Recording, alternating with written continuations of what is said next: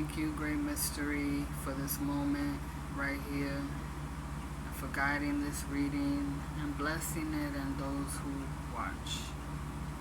May we be guided by our higher selves and protected by our angels and allies for our highest good. And may we get clear messages through the cards. And so it is. Okay, let's see what the message is today. Great Mystery, what would you like us to know and meditate upon?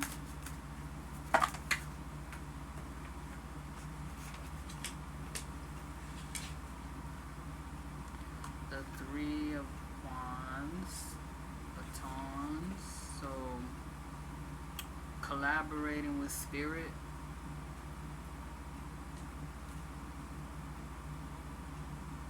Got the Wheel of Fortune. Change is here. Got 8 for strength. This is 11 in this deck. But strength. Queen of Swords. And the Knave of Chalices.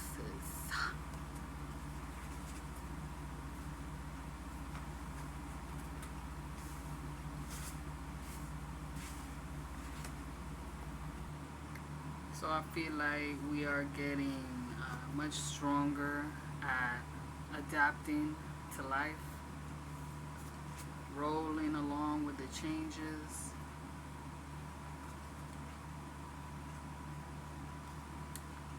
We're learning to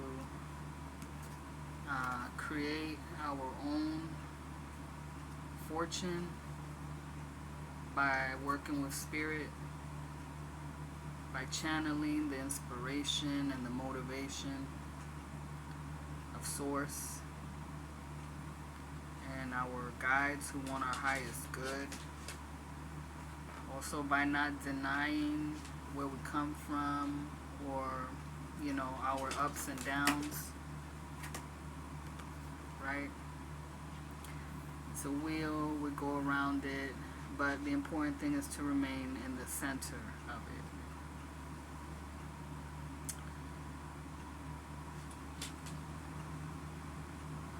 So, I believe that we've been very guarded and detached, with the Queen of Swords here. And it's important for us to listen now to our hearts, be sensitive to what we are feeling, our intuition, and start writing it down. Because there's magic in that, seriously.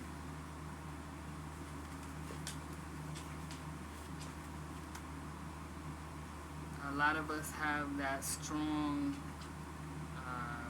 writer's ability.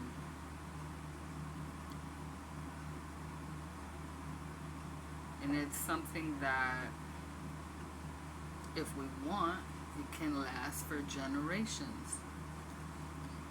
If that's something like if you have children or you plan to, or you just want the future generations to know, what you're going through, which is human life, existence.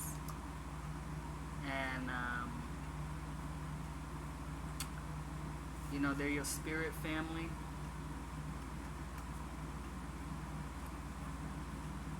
Then you want to leave them something to encourage them, to have confidence in themselves, in their existence, and in their connection with Source.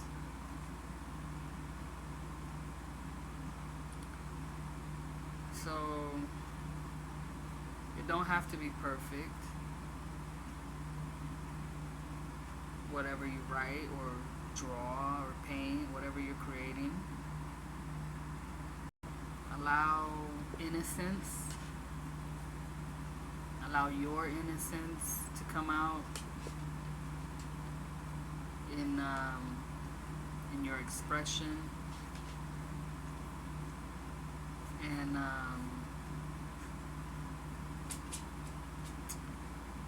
like receive.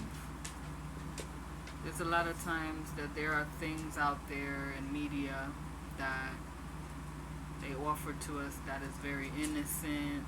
There's no drama or adult stuff, and we like reject it because we're used to being hardcore, and we say, "Oh, that's corny and unrealistic." But it's out there, and it's being offered, and it's for you.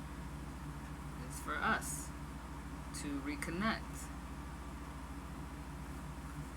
To remember who we really are.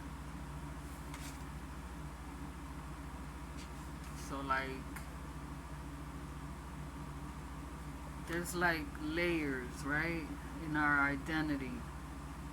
Like our ancestors, our higher self, our ancestors, and their ancestors, and so on.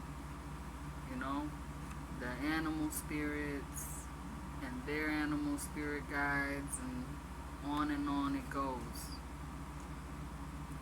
So the vulture, the cobra, the lion, the hawk, Horus, sun, like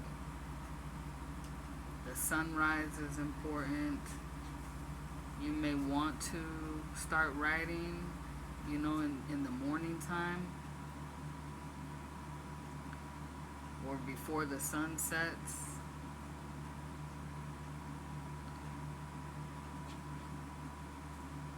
There's like a time to create during the day.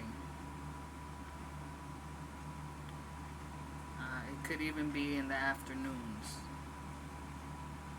Like 1 o'clock might be somebody's prime time to channel spirit and start writing it down.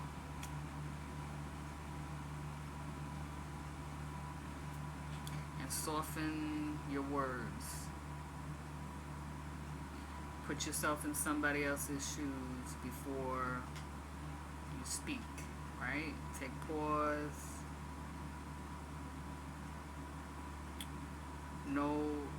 Remember the stuff you've been through. And if anybody has shared a kind word with you and it has encouraged you and it helped you get through a tough time, remember that, because you might be that for somebody else. And do it because that's what's in your heart, not because you are expecting anything from them, or even expecting them to receive it. It's just, this is what you have to give. This is what you have to offer.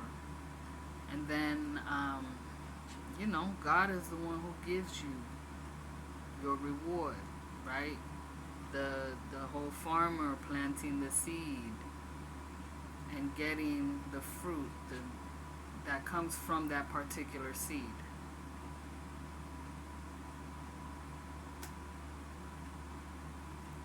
So we know that, there's a lot going on with that. You need water. You need fertilizer, which is decomposed material. You need bugs and worms. You need sunlight. So it's not just, the pretty things. It's also the things that not everybody wants to pay attention to. But that's what gets things growing. That's what supports life. That's what has supported you.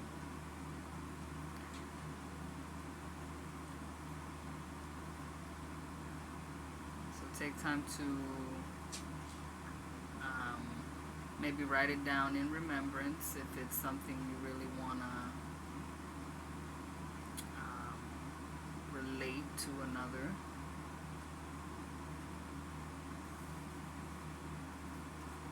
See what else. Your mind is going, and it can go. Just observe.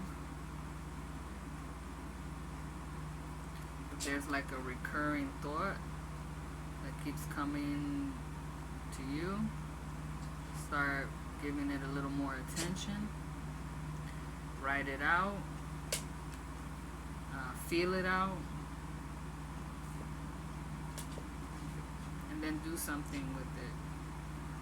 Show it love, nurture it like the seed. Grow it. And then you will see, as time goes on, how it has grown and the return, the crops, the harvest of that. You see the plants here. This is from divine, the spirit. Be open to it. Your magical ability has to do with writing. You know, words are very powerful, so choose them wisely. Right? Choose the ones that support loving feelings, nurturing, innocence, compassion. You know, write down those psychic messages.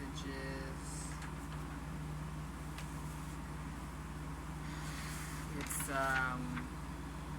yeah, messages from the heart. And it's like pure energy being channeled into the paper. And it's gonna like come back at you. It's gonna pop up. And it's gonna bring healing, you know. When time goes on and you return to those pages, you will find healing. I know that from personal experiences, that I have written things down in notebooks. I've held on to them. And like 10 years later, I'm looking at them and I'm like, that has something to do with what I'm going through right now. Those drawings I drew, I've witnessed them in real life, you know? And it's confirmation that I'm a part of everything. God never left me. Angels are with me. People I've met, you know, they're real, you know what I'm saying? Like, all of it is real. And psychic stuff, work is real, and, you know, and spirit. So, yeah. Also, writing down your dreams. If they're really strong, if they're recurring, write them down. If you can't really remember them, but you can remember how you feel, start writing what the feeling you were getting, and you will be surprised how much information you will get back from that as well, and how much you will actually remember. And then you'll see the patterns, and you will see your soul and what you're creating with divine. So there you go. Thank you for listening. I wish you a blessed night. Yeah. Peace.